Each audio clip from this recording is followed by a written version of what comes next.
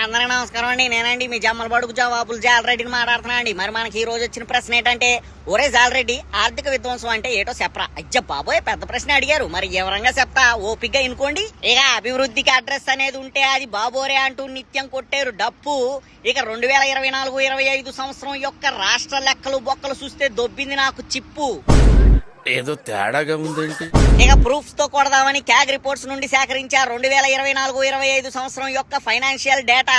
ఓ పాలి చూద్దాం మన బాబోరు ఆర్థిక వ్యవస్థపై ఆడిన ఆట. అంటే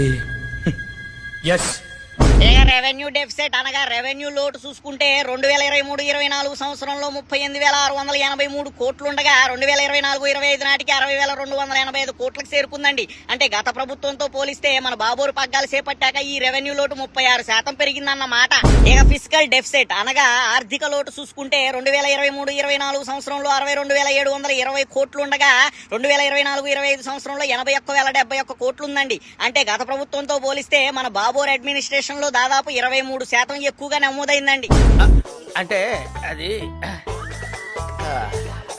రామ్ ఇక పన్ను యువతర ఆదాయం అనగా నాన్ ట్యాక్స్ రెవెన్యూ చూసుకుంటే 2023-24 సంవత్సరంలో 7,432 కోట్లు రాగా 2024-25 సంవత్సరంలో కేవలం 5,972 కోట్లు మాత్రమే వచ్చాయండి. అంటే గత ప్రభుత్వంతో పోలిస్తే మన విజనరీ గవర్నమెంట్ 19.6% డీ గ్రోత్ లో ఉందన్నమాట. ఇక గ్రాంట్స్ ఇన్ ఎయిడ్ అనగా కేంద్ర ప్రభుత్వం మన రాష్ట్రానికి ఇచ్చే ఫైనాన్షియల్ సపోర్ట్ అన్నమాట. మరి 2023-24 సంవత్సరంలో సెంట్రల్ సర్కార్ మన రాష్ట్రానికి 34,702 కోట్లు ఇవ్వగా 2024-25 సంవత్సరంలో కేవలం 20,188 కోట్లు మాత్రమే ఇచ్చిందండి. అంటే గత ప్రభుత్వంతో పోలిస్తే మన కూటమి ప్రభుత్వం కుర్చీ ఎక్కాక దాదాపు 42% తగ్గించి ఇచ్చిందండి. ఇక గత ప్రభుత్వం ఎంపీలని కారపు ముద్దలు తినమంటూ కామెంట్స్ చేసిన కాటమరాయుడు ఈ గ్రాంట్స్ ఇన్ ఎయిడ్ వ్యత్యాసం యొక్క లెక్క విన్నాక నేడు పార్లమెంట్ లో 25కి 21 సీట్లు గెలుచుకున్న తమ కూటమి ఎంపీలని ఏం తినమంటాడు అని పలువురు రాజకీయ విశ్లేషకులు గుసగుసలాడుతున్నారని సమాచారం అండి.